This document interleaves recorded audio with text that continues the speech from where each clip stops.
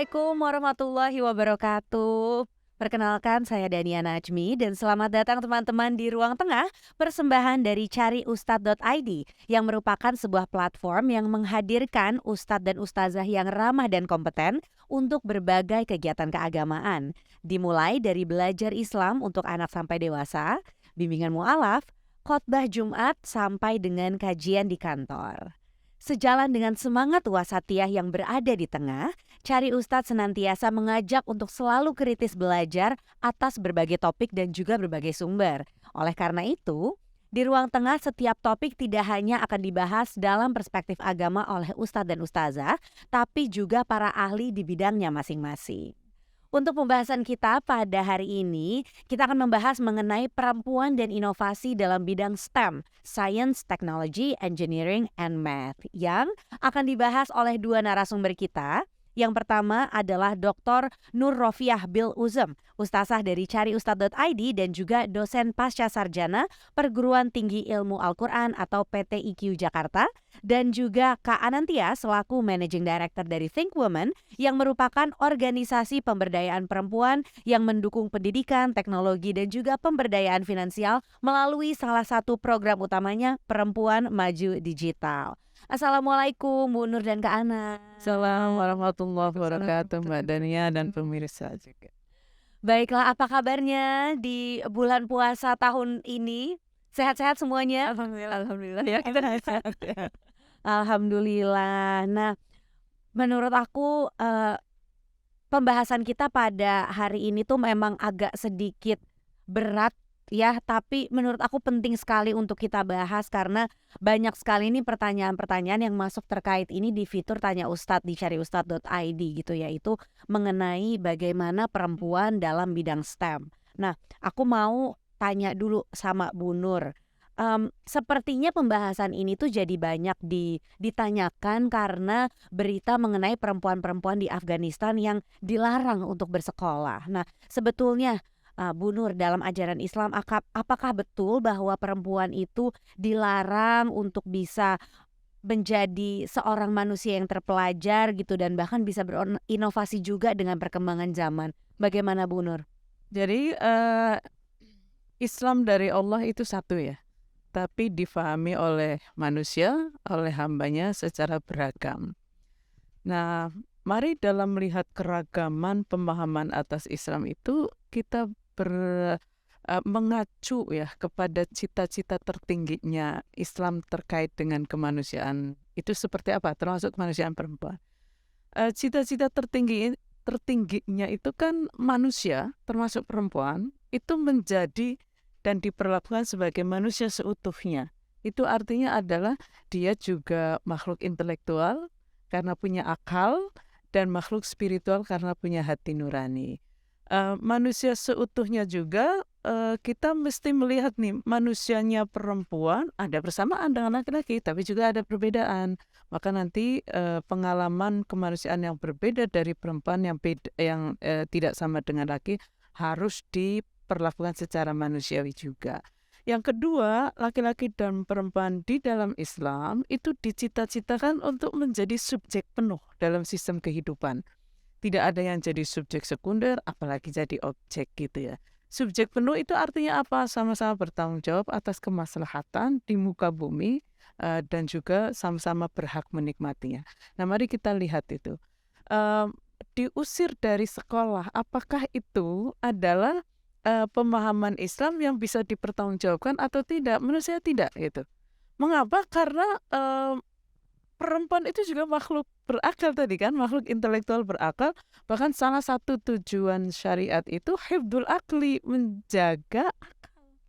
Akal itu dijaga dengan dicerdaskan gitu. Sekolah itu adalah salah satu ikhtiar untuk mencerdaskan akal manusia termasuk akal perempuan secara sistemik gitu.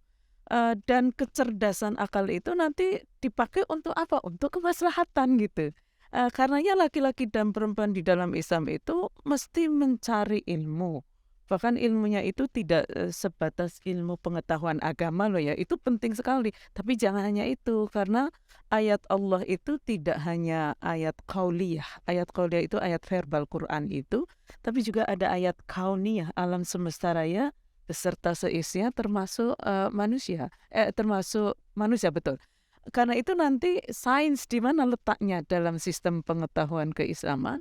Sains itu adalah ikhtiar manusia, dalam hal ini ilmuwan ya, untuk memahami ayat-ayat Tuhan berupa alam semesta raya ini. Eh, Ilmu Islam, keislaman itu adalah pengetahuan atau ikhtiar manusia memahami ayat Tuhan yang berada di dalam Al-Quran. Jadi Al-Quran dan alam semesta raya itu sama-sama ayat Tuhan itu. Nah, dua-duanya itu harus difungsikan sebagai bekal manusia untuk mewujudkan kemaslahatan sebagaimana mandatnya untuk atau sebagai khalifah di muka bumi ini. Jadi kalau pertanyaan apakah perempuan itu bisa, buat saya bukan bisa nggak untuk belajar, boleh, harus gitu lah, harus supaya supaya dia bisa bermanfaat secara maksimal. Tapi sekali lagi laki-laki maupun perempuan belajar setinggi mungkin, menguasai banyak hal itu mesti jadi bekal untuk mewujudkan kemaslahatan bersama itu. Baik, terima kasih banyak Bu Nur jawabannya. Nah, aku beralih ke Kak Anan. Kalau menurut Kak Anan, kenapa menurut Kak Anan penting sekali untuk perempuan itu bisa dekat dengan inovasi, khususnya teknologi? Mungkin ya yang sekarang kita tahu juga didominasi oleh laki-laki. Silakan Kak Anan. Oke, terima kasih. Nih, tadi aku setuju banget dengan konsep bahwa perempuan harus ya, berarti untuk belajar terus. Nah, ini terkait juga dengan tadi ya, kemauan untuk belajar gitu. Nah, inovasi itu kalau kalau menurut saya itu adalah sebuah penemuan untuk sebenarnya itu membantu kita sebagai manusia, perempuan atau laki-laki ya, kodratnya si inovasi ini. Karena satu, dia bisa membuat efisiensi misalnya. Pekerjaan yang tadinya dikerjakan dalam jangka waktu yang lebih lama dengan adanya inovasi, adanya mesin misalnya atau adanya formula tertentu, dia jadi lebih cepat misalnya. Ini salah satu contohnya ya. Zaman dulu tuh kalau kita nyuci baju ada kotor sedikit kan kucek apa segala macam. Sekarang ada mesin cucinya gitu. Ada formula yang kalau kita taruh di atas kainnya itu langsung dengan cepat, lebih mudah gitu untuk noda-nodanya menghilang gitu ya misalnya. Itu kan inovasi, salah satu bagian dari inovasi. Dan kenapa perempuan harus dekat?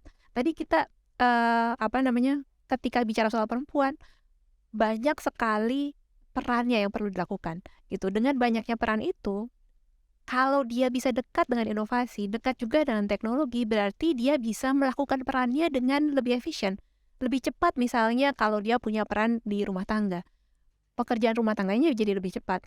Misalnya pakai vacuum cleaner, pakai mesin cuci dan lain-lain gitu ya, dengan semua teknologi yang ada. Kemudian harus mengurus anak gitu ya misalnya. Nah, mengurus anak ini juga kalau dia bisa dekat dengan inovasi teknologi, misalnya belajarnya bisa dari rumah, atau misalnya dia bisa memilihkan aplikasi-aplikasi yang memang bisa menunjang pendidikan anaknya misalnya, atau perkembangan tumbuh kembang anaknya, itu juga bisa dilakukan oleh perempuan. Satu lagi sebenarnya juga terkait dengan kesejahteraan perempuannya sendiri gitu. Misalnya ketika dia harus soal kesehatan gitu ya, sekarang kita sangat dimudahkan dengan misalnya bisa konsultasi online, bahkan konsultasi dengan dokter bisa online, beli obat juga bisa secara online gitu. Itu salah satu yang bisa dinikmati oleh perempuan kalau misalnya dia dekat dengan teknologi. Nah, yang terakhir terkait dengan tadi, pembelajaran itu memang harus dilakukan. Inovasi teknologi, terutama inovasi teknologi itu membuka jendela pendidikan buat perempuan gitu. Jadi tidak hanya bisa belajar di sekolah, tapi pendidikan itu bisa dipelajari melalui inovasi digital tadi. Jadi bisa belajar di usia berapapun dan di saat apapun gitu. Baik, terima kasih Kak Anan. Nah, kembali ke Bu Nur tadi, karena Kak Anan sudah sempat menyinggung ya soal perempuan yang punya peran-peran lainnya yang sebetulnya itu peran laki-laki juga ya, tapi kalau dalam masyarakat kita seringkali itu dianggap sebagai perannya perempuan dalam rumah tangga, mengurus anak gitu dan lain sebagainya. Kalau dalam pandangan Islam Bu Nur, bagaimana kemudian peran-peran lain ini yang ada dalam perempuan gitu berdampak terhadap pekerjaan mereka atau kegiatan mereka yang terjun di dunia inovasi ataupun STEM ini? Silahkan Ibu. Mmm, saya seringkali mau bicara apa itu, ayo kembali ke prinsip dasar dulu ya. Soal cara itu kan sebetulnya bisa dimusyawarahkan. Kayak tadi misalnya perkawinan dan keluarga itu kan ada tanggung jawab bersama ya. Soal anak, soal rumah mesti bersih dan lain sebagainya. Kemaslahatan di dalam rumah itu tanggung jawab bersama itu. Soal cara pembagian peran, ya musyawarahkan itu. Misalnya si perempuan ini punya potensi tinggi ya, dia punya keilmuan yang sangat diperlukan oleh masyarakatnya misalnya. Suami juga seperti itu. Berarti kan dia bisa bermanfaat secara maksimal menjadi versi diri yang terbaik kan itu kalau bisa bermanfaat secara maksimal. Khairun nasi anfa'uhum linnas. Sebaik-baik manusia itu yang paling menjadi versi diri yang terbaik sehingga bisa bermanfaat secara maksimal itu. Nah, kalau dua-duanya dibutuhkan oleh masyarakatnya karena pengetahuan tadi, ya mari kita musyawarahkan juga bagaimana mengatur situasi di dalam rumah itu. Kan sebetulnya kita biasa banget ya, pendidikan anak itu kewajiban dua orang tua kan, bukan hanya kewajiban ibu. Lalu kok kita menyekolahkan anak ke sekolah? Gitu. Berarti kan itu mempercayai pihak ketiga yaitu sekolah untuk menjalankan kewajiban orang tua mendidik anak. Nah, kalau sekolah aja boleh meminjam pihak ketiga, tentu saja yang kayak nyapu, memasak, dan lain sebagainya, sangat lebih mungkin lagi dipercayakan pada pihak ketiga kalau memang kita berada dalam posisi dua-duanya diperlukan oleh masyarakat itu. Cuma tentu saja ya, sekali lagi, di dalam Islam, perkawinan dan keluarga, melihat manusia itu tidak semata-mata fisik, itu penting banget membangun cara pandang bahwa manusia, anak, orang tua, suami, istri itu adalah makhluk berakal budi itu. Makhluk berakal budi itu artinya ya jangan hanya kita sibuk memenuhi kebutuhan fisik gitu, tapi juga kebutuhan non fisik dalam keputusan apapun ketika mau beraktif di dalam maupun di luar rumah itu harus sama-sama dipertimbangkan dan menjadi kewajiban bersama untuk saling memenuhi. Gitu. Baik, terima kasih banyak Bu Nur. Sekarang kembali lagi aku beralih ke Kak Anan. Kalau dari pengalamannya Kak Anan bersama berbagai macam perempuan di luar sana, bagaimana perempuan bisa berkontribusi dalam dunia inovasi, khususnya inovasi teknologi, Kak Anan? Oke, aku mungkin akan menjawabnya dengan pastikan teman-teman perempuan yang sudah ada di dalam inovasi yang terkait dengan STEM itu tetap berada di sana dan juga kemudian memberikan ide-ide terhadap inovasinya. Kenapa? Karena kalau menurut saya inovasi itu kan dibutuhkan untuk manusia ya, perempuan dan laki-laki. Kalau yang ada di ujung, yang ada yang di belakang mereka yang membuat inovasinya adalah laki-laki, berarti sudut pandangnya adalah sudut pandang laki-laki. Jadi inovasi-inovasi yang dilakukan mungkin akan lebih banyak mengakomodir kebutuhannya teman-teman yang laki-laki gitu. Sedangkan tadi kenapa saya bilang kita yang perempuan tetap harus ada di sana sehingga nantinya inovasi yang dikeluarkan bisa inovasi yang berbasis kebutuhannya perempuan gitu. Jadi mungkin nanti ke depannya kita sebagai perempuan juga bisa menikmati inovasi-inovasi yang memang dibuat untuk kita gitu. Dengan sudut pandangnya kita. Mungkin itu yang mau aku coba tekankan kenapa perempuan itu perlu sekali tetap berada di belakang inovasi-inovasi yang terkait dengan STEM tadi. Gitu. Baik, terima kasih Kak Anan. Pertanyaan selanjutnya untuk Bu Nur. Kalau dalam pandangan Islam sendiri, seberapa penting kontribusi perempuan itu dalam bidang-bidang STEM yang sudah tadi kita sebutkan gitu, dan setelah menjawab seberapa penting gitu, kira-kira kalau menurut Bu Nur apakah ada hal lain gitu yang bisa dan perlu untuk kita lakukan dalam hubungannya dengan kontribusi perempuan dalam bidang STEM tersebut? Silakan. Saya nyambung dengan yang tadi disampaikan. Ini penting sekali mengapa perempuan itu dia kalau didudukkan ya seperti cita-cita Islam kan dudukkan sebagai subjek penuh dan manusia seutuhnya. Perempuan penting ada di mana-mana itu supaya tadi kemaslahatan di muka bumi itu untuk semua pihak termasuk perempuan. Mengapa perempuan penting? Karena perempuan punya pengalaman yang berbeda sebagai manusia di samping pengalaman yang sama. Baik secara biologis maupun sosial ya. Misalnya dari secara biologis itu dalam sistem reproduksinya akan beda. Perempuan akan menstruasi, hamil, melahirkan, nifas, dan menyusui. Semua itu pengalaman yang durasinya lumayan panjang ya, dan ada dampak sakit. Teknologi tentu saja selama ini sudah banyak membantu peran biologis perempuan ya, kayak misalnya melahirkan ada operasi sesar, ada bius dan lain sebagainya kan, perempuan mendapatkan manfaat itu sehingga proses reproduksinya itu menjadi lebih nyaman. Ada pembalut, ada macam-macam lah itu. Yang kedua adalah secara sosial. Perempuan itu rentan mengalami ketidakadilan karena dilihat sebagai subjek sekunder dalam sistem kehidupan, termasuk sebagai objek. Kalau perempuan sebagai objek itu nanti definisi kesehatan itu bisa jadi loh laki-laki tidak mempertimbangkan tadi itu. Jadi perempuan hanya menjadi objek dari teknologi, bukan sebagai subjek.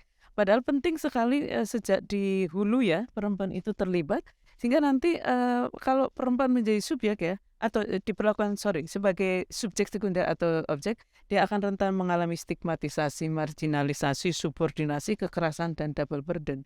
Nah, perempuan penting sekali untuk terlibat supaya ekses ya dari teknologi untuk membuat perempuan semakin dianggap sebagai objek itu dicegah gitu oleh perempuan. Mengapa? Karena teknologi itu bisa digunakan tapi tidak juga mustahil disalahgunakan gitu. Maka betapa pentingnya perempuan itu untuk terlibat supaya manfaat dari teknologi itu bisa dirasakan oleh kedua belah pihak dan laki-laki yang mayoritas mendominasi itu tidak menjadi standar tunggal dari keberhasilan, dari manfaat teknologi itu. Kira-kira begitu sih Mbak kalau dari saya. Baiklah, ini saya langsung berapi-api loh dengerin Bu Nur nih ngomong. Rasanya pengen koar-koar ke seluruh dunia yang mungkin bisa kita mulai dari video ini ya Bu Nur ya untuk ada kesetaraan buat kita semua. Baiklah, pertanyaan terakhir dari aku untuk Kak Anan. Kira-kira apakah ada tips bagi perempuan-perempuan yang tertarik untuk menekuni bidang STEM gitu, mungkin memberikan sedikit kata-kata semangat gitu, apalagi kita tahu ya banyak sekali tantangannya. Dan bagaimana menurut Kak Anan kita sebagai perempuan yang kemudian sudah terjun di bidang STEM nantinya gitu bisa memanfaatkan keberadaan kita di sana juga untuk kepentingan kita juga dan kemaslahatan. Silakan. Oke, ini terima kasih sekali karena pertanyaannya cukup penting. Jadi perempuan-perempuan yang ada di bidang STEM itu masih sedikit kalau dibandingkan dengan laki-laki. Dan ketika masih sedikit, berarti yang kita inginkan sebenarnya adalah teman-teman perempuan itu maju untuk kemudian juga menjadi role model. Gitu. Jadi teman-teman yang lain bisa lihat, perempuan-perempuan itu bisa lihat bahwa oh ada tuh perempuan yang bisa jadi inovator, perempuan yang misalnya berada di dunia teknologi, ada di dunia engineering dan lain-lain gitu. Jadi ada dan speak up, bicara, terus juga mendukung teman-teman lain yang mau masuk, perempuan-perempuan lain yang mau masuk ke dalam bidang ini. Yang berikutnya adalah karena masih sedikit gitu ya, jadi ada kemungkinan memang butuh untuk saling ngobrol, saling belajar, saling juga belajar satu sama lain gitu ya. Jadi mencari komunitas yang ada di dalam bidangnya itu salah satu yang juga bisa dilakukan. Jadi misalnya kalau di perempuan dalam engineering itu ada, kalau di Jakarta itu ada namanya Society of Women Engineering, chapter yang Jakarta. Jadi SWI, chapter yang Jakarta. Untuk teknologi ada beberapa sekarang karena teknologi lagi cukup jadi tren gitu ya. Ada salah satu contohnya misalnya namanya Girls in Tech. Itu Girls in Tech Indonesia itu dia memang untuk teman-teman yang ada di dunia teknologi gitu. Jadi berada di sana itu bisa kemudian kita bisa saling belajar. Dan yang berikutnya adalah untuk teman-teman yang memang ada di dalam bidang STEM itu, bidang ini adalah bidang yang sangat progresif dalam artian berubah terus, namanya juga inovasi ya, dia berubah terus gitu. Jadi salah satu yang juga perlu untuk dilakukan itu adalah semangat yang mau terus belajar, semangat yang mau terus mengikuti perubahan. Karena perubahan itu bisa dibilang sesuatu yang konstan, perubahannya konstan, jadi berubah terus gitu. Oke, kecuali perubahan itu sendiri gitu. Jadi itu yang tips saya terakhir, bahwa ketika ada di dalam dunia STEM ini ya mau terus belajar dan mau terus berubah gitu. Mungkin itu ya yang 3 hal yang bisa dilakukan. Terima kasih banyak pemaparannya Kak Anan dan juga Bu Nur. Dan untuk teman-teman terima kasih telah menonton episode ini hingga selesai. Dan akhir kata saya ingin mengucapkan semangat untuk semua yang masih mempertimbangkan untuk bisa masuk ke bidang STEM, dan juga semangat juga untuk teman-teman perempuan yang sudah berada di sana. Ingat bahwa keberadaan teman-teman di sana itu penting, jadi jangan sampai menyerah. Terus semangat dan kita bersama-sama berjalan untuk bisa memberikan yang terbaik untuk perempuan dan juga untuk kemaslahatan umat lainnya. Akhir kata saya Daniana Najmi pamit undur diri. Terima kasih banyak. Wassalamualaikum warahmatullahi wabarakatuh.